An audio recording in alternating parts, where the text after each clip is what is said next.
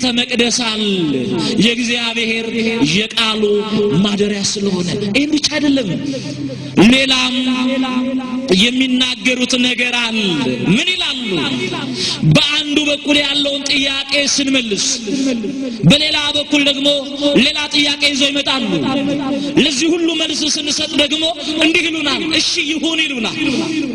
በኦሪት የነበረው የእግዚአብሔር ታቦት እውነተኛ ታቦት ስለሆነ ሰዎች ሲዳፈሩ ሄደው ሲነኩ ተቀስፈው ይሞቱ ነበር ተብሎ በመጽሐፍ ቅዱስ ተጽፏል።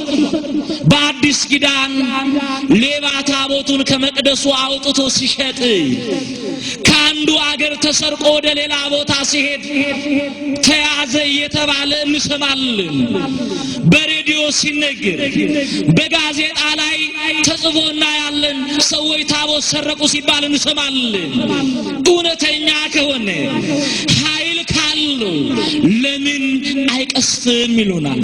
አዎ በኦሪት የነበረውን ታቦት ሰዎች ሲዳፈሩ ሄደው ሲነኩ ተቀስፈው ይሞቱ ነበር ተብሎ ተጽፏል።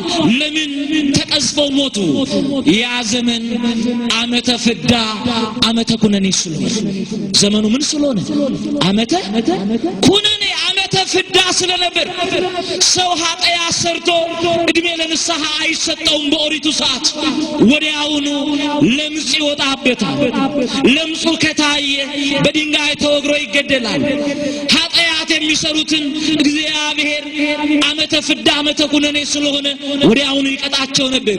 አሁን ግን ያለነው በዓመተ ፍዳና በዓመተ ኩነኔ ውስጥ አይደለም። ዓመት ስንቆጥር ምንድነው የምንለው? ዓመተ ምህረት ምን ማለት ነው? የምህረት ዘመን ማለት ነው። የምህረት ዓመት ማለት ነው። የእግዚአብሔር ትዕግስቱ የበዛበት ቁጣው የዘገየበት ዘመን ማለት ነው። አንድ በምሳሌ የተናገረውን ቃል እንመለከታለን። ምን አለ? ጌታው ሎሌዎችን ይዞ በእርሻው ስፍራ ላይ ስንዴ ዘራ። ስንዴ ዘርቶ ከሄደ በኋላ ጠላት መጥቶ ደግሞ በስንዴው መካከል ማታ እንክርዳድ ዘራ። ሎሌዎቹ ጠዋት ሄደው ሲያዩ ጠላት መጥቶ በስንዴው መካከል እንክርዳድ ስለዘራ በስንዴው መካከል እንክርዳድ በቅሏል። መጥተው ለጌታው እንዲህ አሉት፣ ጌታ ሆይ በስንዴው መካከል ጠላት እንክርዳድ ዘርቷልና እንክርዳዱን እንንቀላሉ። እሱም እንዲህ አላቸው፣ ተው እንክርዳዱን እንነቅላለን ስትሉ ስንዴውን ትነቅሉብኛላችሁ።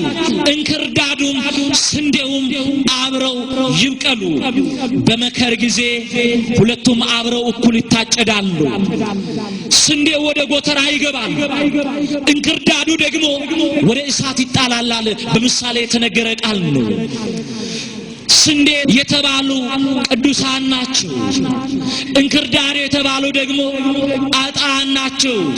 ዛሬ ሰዎች የቃል ኪዳኑን ታቦት ሰርቀዋልና መቅደሱን ዘርፈዋልና ሙዳየ ምጽዋቱን ገልብጠዋልና ወይንም ሌላ በደልና ኃጢአት ሰርተዋል ብሎ እግዚአብሔር አይቀጣም፣ አይቀስፍም። እድሜ ለንስሐ ይሰጣል። ስሙ የተመሰገነ ይሁን። እድሜ ለንስሐ ይሰጣል። ጻድቁም አጣኑም እኩል ፀሐይ ይወጣላቸዋል። እስከ መከር ጊዜ ይታገሳል። በመከር ጊዜ ግን ንስሐ ካልገባ ኃጢአተኛው እንክርዳድ ነውና ታጭዶ ወደ እሳቱ ይጣላል። ከእንክርዳድነት ሕይወት እግዚአብሔር ሁላችንን የሚሰውረን። ስለዚህ ይሄ ዘመን ዓመተ ምሕረት ስለሆነ ሰዎች ታቦቱን ቢሰርቁ ታቦቱ አይቀስፍም። እግዚአብሔር ትዕግስት የባህሪው ነውና ታጋሽ አምላክ ነውና እድሜ ለንስሐ ሰጥቶ ዝም ይላቸዋል። ምናልባት ታቦቱ ሊሰረቅ ይችል ይሆናል፣ ተማርኮ ሊወሰድ ይችል ይሆናል። ይሄ ማለት ታቦቱ ኃይል አጣ ማለት አይደለም። ተሰርቆ የሚወሰደው የእግዚአብሔር ኃይል የታቦቱ ክብር ይገለጥ ዘንድ ነው። የእግዚአብሔር ኃይልና የታቦቱ ምን ክብር ይገለጥ ዘንድ አስተውሉ። እንዲህ ነው የሚለው አንደኛ ሳሙኤል ምዕራፍ 5 ቁጥር 1 ጀምሮ እንዲህ ይላል። እነዛ ፍልስጤማውያን የአዛጦን ሰዎች አፍኔንና ፊናስን ገሉ።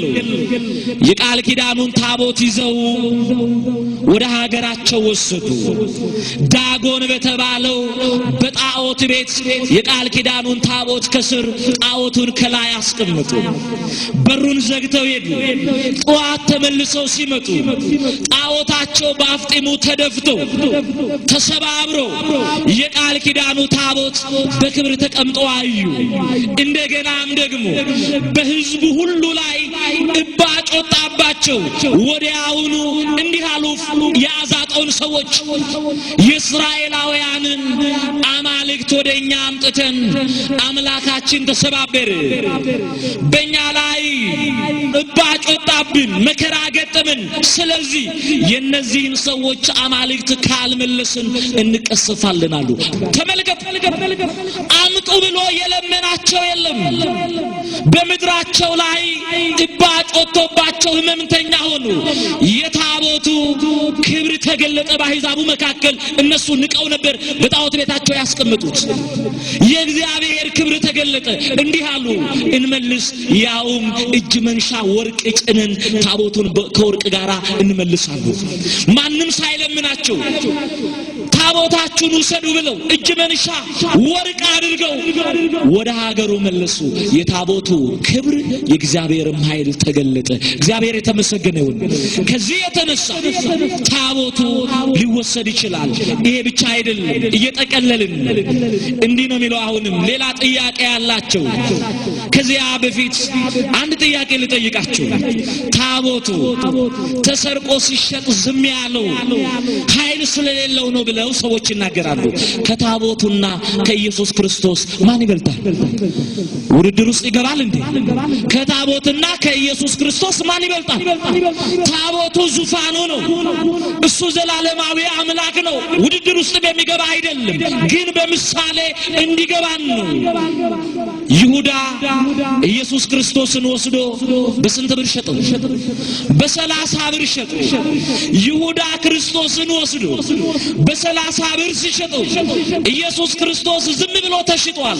ዝም ያለው ኃይላቶ ነው አይደለም፣ ፈቃዱ ስለሆነ ነው።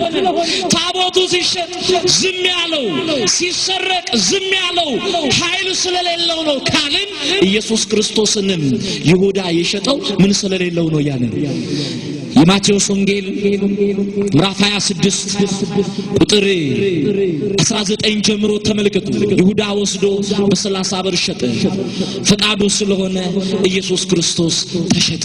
ይሄ ብቻ አይደለም የሚያነሱት ብዙ ጥያቄ አለ።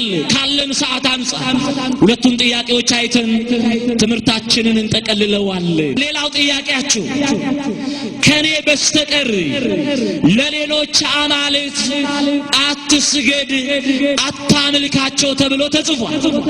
እናንተ የቃል ኪዳኑ ታቦት ለንግስ